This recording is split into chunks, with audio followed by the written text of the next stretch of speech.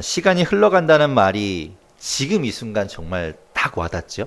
시간이 지금도 흘러가고 이제 2019년이라는 것이 이렇게 아예 샥 흘러가는 그런 지금 시점에 와 있습니다. 흘러가는 것을 잡을 수는 없지요. 억지로 잡아보고 막아보려고 해도 그것은 더 큰 문제로 우리에게 돌아올 뿐입니다. 그냥 흘러가는 것, 흘러가게 내버려 두는 것, 그것이 어쩌면 순리라고 할 수 있겠지요. 그렇게 흘러가는 시간에서 우리는 지난 일들에 대해서 아쉬워할 수도 있고 또 반성하는 마음이 들 수도 있습니다. 하지만 그것 때문에 우리는 좌절할 필요는 없습니다. 오히려 그것보다는 내일 또 다가올 한 해를 생각하고 어떻게 살 것인가를 준비하는 것이 더 지혜로운 일이겠지요. 작년에도 그랬고 또 성무영신 예배 또 성무영신 해가 넘어가며 새로운 한 해를 시작하는 시점에서 우리는 그것을 생각해 보아야 합니다. 새로운 한 해 우리가 어떻게 살 것인가 생각해 봐야 되겠지요. 우리 교회를 있게 한 기초석과 같은 말씀이 에베소서 4장 13절의 말씀입니다. 우리 주보에 늘 항상 나가는 말씀이죠. 우리 자막을 통해서 한번 같이 읽어볼까요? 자, 함께 읽겠습니다. 시작. 우리가 다 하나님의 아들을 믿는 것과 아는 일에 하나가 되어 온전한 사람을 이루어 그리스도의 장성한 분량이 충만한 데까지 이르리니 아멘. 우리 교회는 이 말씀 위에 세워졌습니다. 그래서 우리 교회는 이 말씀 가운데 꿈을 꾸게 되었고 또 목표를 세우게 되었습니다. 어떤 목표인가? 하나 되는 공동체, 온전한 공동체, 그리고 성장하는 공동체를 세워야 되겠다라고 생각했습니다. 먼저 우리는 하나가 되어야 된다. 하나 되는 공동체를 이룬다라는 것이 우리의 목표였습니다. 그러려면 서로 어울려야 되겠죠. 하나가 된다는 건 어울려야 합니다. 그래서 2019년 표어가 어울려 함께 사는 우리였습니다. 우리가 어울리자. 우리 공동체 안에 들어오시는 분들, 또 있던 분들과 새로 오시는 분들, 이런 분들이 함께 어울리고 우리가 하나 되는 것, 그것이 우리의 목표였지요. 어느 날 갑자기 하나 되지 않습니다. 처음에는 어색하죠. 또 서먹서먹하고 힘들지요. 그런데 우리가 자꾸 다가가려고 노력하고 어울리려고 할 때 우리는 서로 하나가 되는 것을 이룰 수 있습니다. 그런 의미에서 2019년은 너무나 감사한 한 해였습니다. 새로 오신 분들이 서로 너무 잘 어울렸고요. 그리고 또 그분들이 그렇게만 어울린 것이 아니라 또 새로 오는 분들을 잘 맞아주셔서 너무너무 감사한 한 해였습니다. 그리고 우리는 바깥 세상을 향해서도 그렇게 눈을 돌려서 이런저런 모습으로 그들과 어울리려고 했습니다. 우리가 할 수 있는 일들을 다해서 말이죠. 우리의 것을 나누려고 했고 또 우리 소담회라는 이름으로 그것을 함께 소통하려고 했습니다.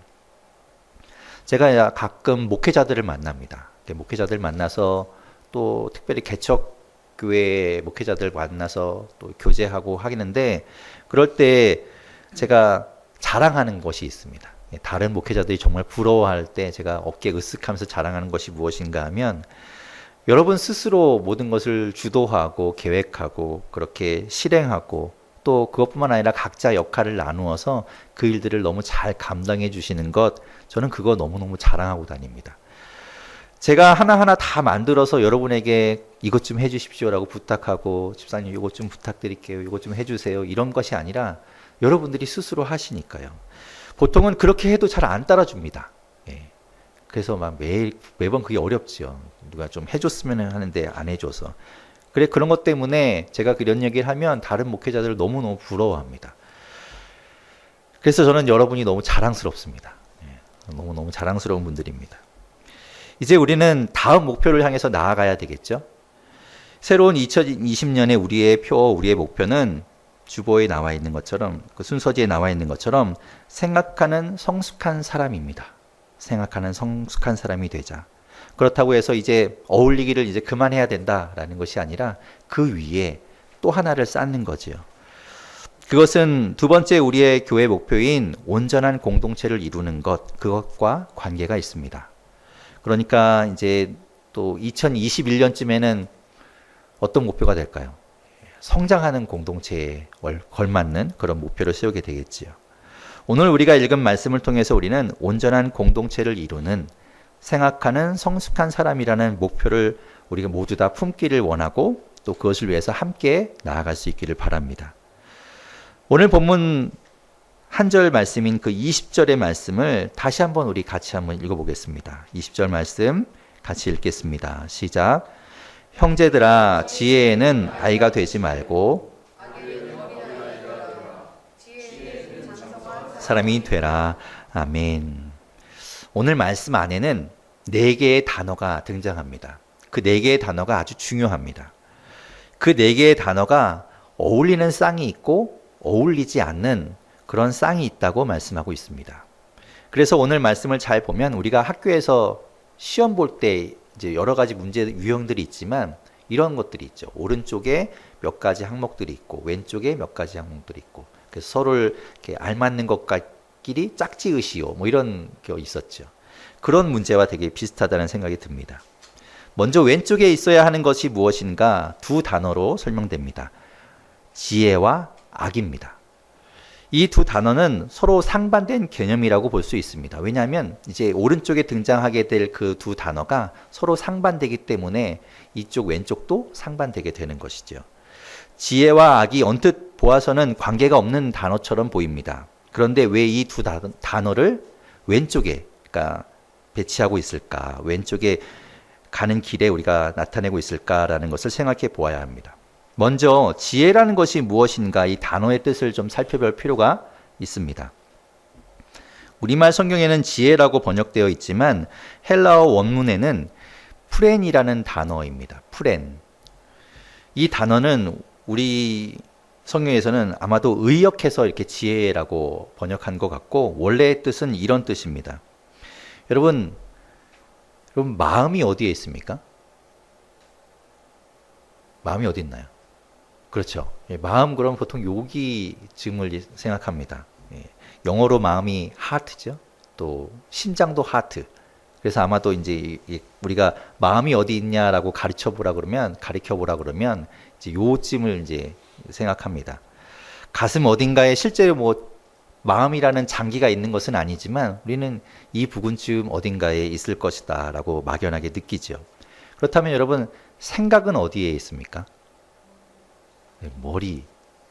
머리랑 연결된 일이라고 생각하죠. 보통 마음은 가슴 쪽에 있고 생각은 머리 쪽에 관련된 일이라고 생각합니다. 그래서 우리가 스스로에게 생각 좀 해 할 때 머리를 막 이렇게 꾹꾹 스스로 막 이렇게 누르면서 이야기합니다. 마음과 생각이 떨어져서 이렇게 좀 분리된 것처럼 우리는 느끼죠.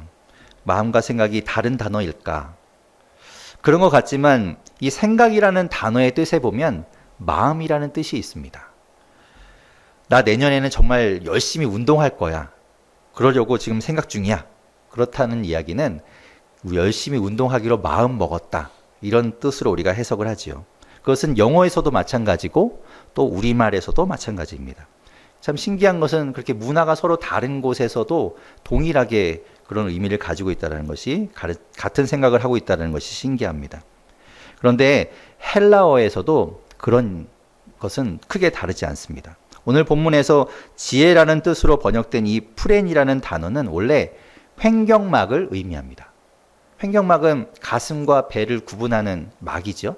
그 막이 상하 운동을 함으로 인해서 우리는 호흡하게 됩니다.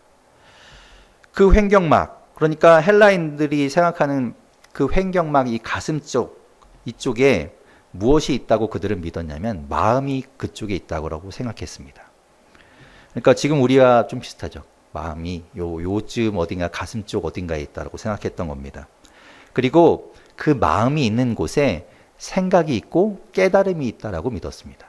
그러니까 마음과 생각이 분리되지 않고 같이 있다고 생각한 것이죠. 이 프렌이라는 단어는 오직 유일하게 신약성경 안에서 여기에서만 사용된 단어입니다. 그러니까 오늘 본문에 나오는 이 지혜라는 단어는 결국 어떤 뜻인가 하면 우리가 마음을 먹었다라고 할 때 그 생각, 그 말을 지금 나타내고 있는 것이죠. 어떤 일을 하려고 생각하고 결정하고 결심하는 것, 그런 것을 이야기합니다. 실제로 우리가 어떤 실행에 옮기기 전까지의 단계, 그러니까 생각해보고 해야지라고 마음먹는, 그래서 실제로 움직이기 전까지의 단계, 그러니까 거기까지를 이야기한다고 볼 수 있죠. 그렇다면 악이라는 건 어떤 뜻인가? 이 단어는 카키아라는 헬라어입니다. 이거는 나쁨이라는 그런 뜻을 가지고 있습니다. 이 말은 어떤 뜻인가 하면 결핍에서 오는 무언가 부족하고 온전하지 않아서 뭔가 좀 부족해서 생기는 현상을 이야기합니다. 그래서 쓸모없고 좀 무능력하고 초라한 것을 말하고 그로 인해서 나타나는 현상인 불행과 고통과 파멸 이런 것들을 뜻하는 단어가 바로 이 악이라고 사용된 카키아라는 단어입니다. 아무튼 원인이 무엇인가 하면 결핍에서 있어야 하는데 그것이 없는 것으로 인해서 생기는 문제라는 것이죠. 그렇다면 왜 바울은 생각하고 마음 먹는 것과 없어서 생기는 나쁜 것을 대비해서 이야기하고 있는 것인가? 우리는 그것을 생각해 보아야 되겠죠. 우리가 생각하고 마음 먹고 실천하고 움직이려고 하지 않으면 그것이 결핍되면 당연하게도 나쁜 결과를 초래하고 그것이 악한 것이다 라고 말하는 것 같습니다. 생각이 없는 것, 마음 먹지 않는 것은 나쁜 것이라는 거죠. 지금껏 우리들의 신앙이 그래왔습니다. 실제 한국 교회의 신앙들이 좀 그래왔죠. 그저 듣기만 하고 그것에 만족했습니다. 생각해보지 않았던 것이지요. 생각을 안 했으니 당연히 무언가를 하려는 마음조차도 없었습니다. 그러다가 지금 한국 교회의 모습까지 이르게 된 것이 아닌가 생각됩니다. 좀 이상한 기독교가 되어버린 것이죠. 이중적이고 변화가 없는 이름만 있는 그리스도인이 이렇게 많이 양산되어 버린 것입니다. 이제 더는 그런 나쁜 길로 가기를 멈추어야 되겠죠. 우리는 그 길에서 벗어나야 합니다. 지금이라도 돌아가는 것이 빠른 것이죠. 오늘 본문에 있는 지혜와 악은 우리가 가야 할 길 두 갈래의 방향을 말하고 있는 겁니다. 그 중에 어떤 길을 갈 것인가? 그렇다면 이제 오른쪽에 있는 두 단어를 살펴보겠습니다. 오른쪽에 있는 두 단어는 아이와 장성한 사람입니다. 조금 더 정확하게는 아이가 되는 것과 장성한 사람이 되는 것으로 나눌 수 있겠지요. 아이가 된다는 것, 아이처럼 된다는 말은 여기서 아이는 갓난아기부터 약 7살 정도까지의 아이를 말합니다. 그러니까 우리로 따지면 초등학교에 들어가기 전까지의 아이를 이야기한다고 볼 수 있겠죠. 이때의 아이들의 특징은 무엇인가 하면 약하고 미성숙합니다. 혼자서 할 수 있는 일이 별로 없죠. 엄마가 다 챙겨줘야 되고 또 아빠가 보호해주지 않으면 아이 혼자 뭔가를 할 수 없습니다. 따라서 남을 의지해야 되고 누군가의 도움이 없으면 안 되는 그런 존재입니다. 그렇기 때문에 예수님이 말씀하시기를 어린아이와 같지 않으면 천국에 갈 수 없다라고 말씀하신 것, 그것이 바로 이런 뜻 때문에 말씀하신 것이죠.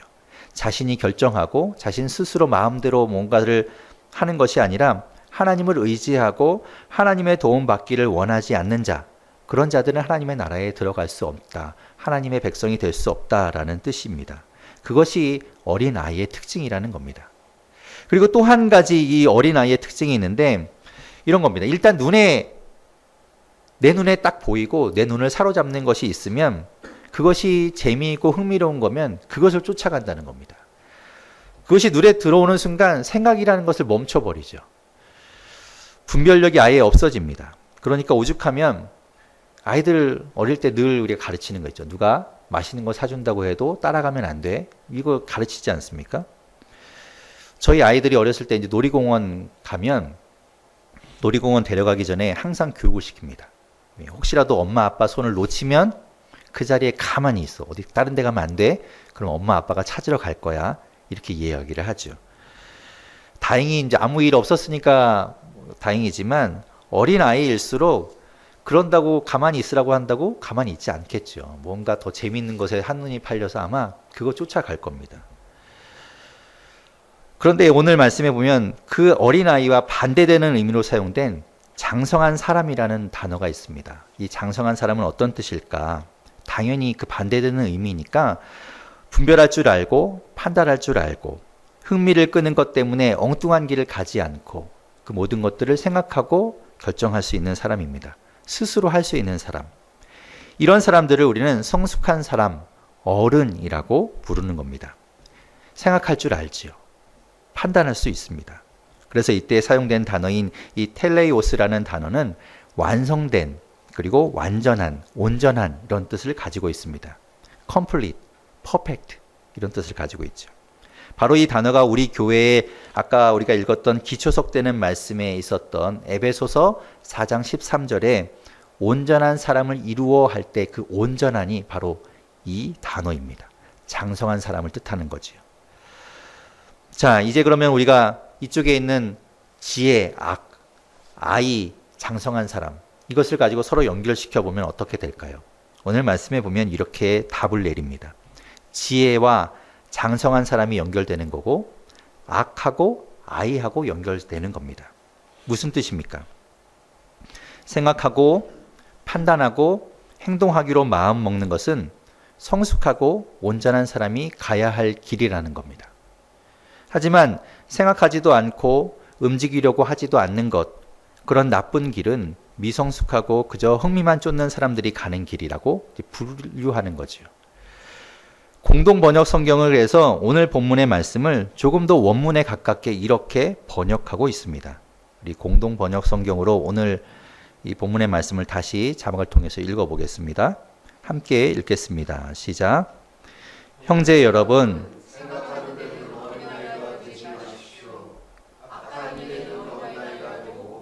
생각하는 데는 어른이 되십시오.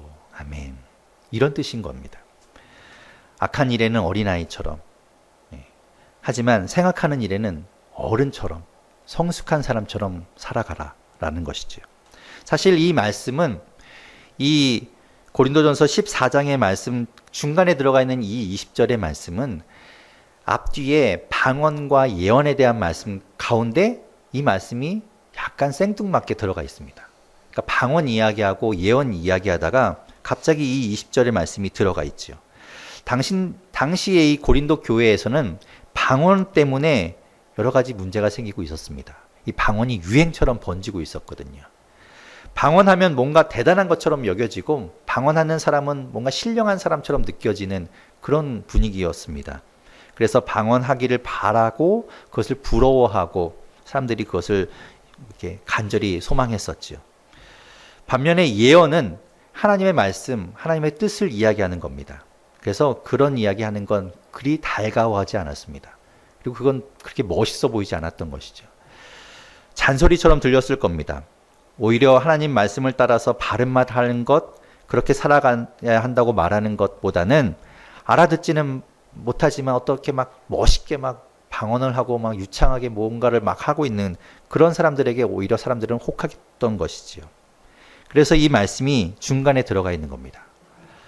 그렇다고 방언이 나쁘다고 말하는 것은 아닙니다. 방언 중요한 겁니다. 성령의 역사이기 때문에 개인을 위해서는 좋은 것입니다. 내가 방언을 하게 되면 성령의 역사가 나에게도 있는 거구나라는 것들을 우리가 깨닫게 되니까. 하지만 그것만을 쫓을 것이 아니라 예언을 좀 더 사모하라고 사도 바울은 이야기합니다. 하나님의 뜻을 말하고 하나님의 뜻을 분별하고 그래서 그것을 이야기하고 또 듣고 따르는 것을 더 소중하게 생각하라는 그런 뜻이겠지요. 정리해보면 오늘 말씀은 이런 맥락의 말씀입니다. 우리 앞에는 두 갈래의 길이 있습니다. 하나님의 뜻을 분별하려고 우리가 노력하고 연구하고 그래서 생각하고 그 뜻을 따라 살려고 마음먹는 그래서 그 길을 가려고 하는 길이 있고 우리가 살고 있는 세상을 바라보면서 생각하고 분별하고 행동하고 움직여가는 그런 길이 있다라는 거죠. 그 길을 가는 것이 어른이고 성숙한 사람이라는 겁니다. 이 반대쪽의 길은 어떤가 하면 하나님의 뜻을 생각하는 것을 싫어하고 그건 귀찮은 것 그래서 생각조차 하기 싫은 것 그러니까 그저 흥미 있는 것 내 삶에 내가 하고 싶은 것을 따라가는 삶 그런 길이 있다라는 겁니다. 그 길은 어쩌면 지금까지 우리가 한국교회가 한국의 그리스도인들이 해왔던 길을 그냥 그대로 가는 길이 될 수도 있을 겁니다. 고민하지 않고 하나님은 하나님이고 나는 나고 내 삶은 내 삶이고 하나님께서 말씀하시는 건 말씀이고 이렇게 따로 분리해서 가는 그런 삶이 되겠지요. 그 길은 마치 어린아이와 같은 그런 미성숙하고 어리석은 길이 되는 겁니다. 그렇다면 우리는 이제 생각해 보아야 합니다. 생각하는 우리 성숙한 사람이 돼야 되겠죠. 고민해야 합니다. 그리고 그 고민에서 그치지 않고 우리가 마음 먹어야 합니다. 그 다음 단계까지 나아가기 전까지 우리가 그것들을 해야 되는 것이지요. 2019년을 돌아보면 한국 교회의 치부가 완전히 드러난 해였습니다. 온갖 욕을 먹는 것으로도 부족해서 아예 한심한 듯이 쳐다보는 그 눈길을 우리는 모두 다 받아야 했던 한 해였습니다. 대형 교회의 온갖 문제들을 드러낼 수 없으니까, 또 여러 가지 누려오던 것들을 포기할 수 없으니까 세습이라는 것을 강행했습니다. 그리고 그 교회로부터 나오는 여러 돈줄 때문에 그것이 없애면 안 되겠기에 말도 안 되는 판결로 그 세습을 용인해 주었습니다. 그리고 그런 와중에 그분들에게는 너무나 감사한 엉뚱한 분이 하나 튀어나왔죠. 그분이 나와서 뭐 하나님의 계시를 받았다며 사람들의 시선을 끌어갔습니다. 그러니 뭐 얼마나 감사하겠습니까? 시선을 돌려주었으니. 그러다가 그분은 뭐 차마 이름도 저는 이야기하고 싶지 않은 그분은 그리스도인이라면 상상조차 할 수 없는 그런 망발을 일삼으며 해대는 지경에까지 이르게 되었습니다. 그런데 저는 그런 현상들을 보면서 더 놀라운 것은 교계의 어른이라는 분들이 그것을 막거나 그것을 끌어내리지 않는다는 거죠. 오히려 그저 방관하고 있거나 또 어떤 분들은 오히려 두둔하고 있는 것들을 보면서 저는 참 놀라울 따름입니다. 성숙하기를 거부한 것처럼 보입니다. 2020년은 좀 달라져야 되겠죠. 2020년은 달라질 거라고 믿습니다. 하지만 분명 또 총선이 있기 때문에 더 극성을 부리는 사람들이 어딘가에서 나올 겁니다. 제가 그쪽을 지지하는 분을 보니까 무슨 투사처럼 생각하시더라고요. 예, 저분이 선지자다라고 생각하시는 것 같더라고요. 아무튼 우리는 생각해야 합니다. 예, 생각하고 또 생각해보고 마음 먹고 해야 합니다. 그것이 성숙한 사람이고 성숙한 그리스도인의 길입니다. 그것이 옳은 길이고 알맞은 길이 되겠지요. 그렇게 우리 모두가 온전한 공동체를 이루어 가기 위해서 생각하고 마음 먹는 그리스도인의 길을 갈 수 있기를 바랍니다. 그렇게 온전한 공동체 이루어가는 우리 교회부터 그렇게 나아가는 2020년이 되기를 주님의 이름으로 축원합니다.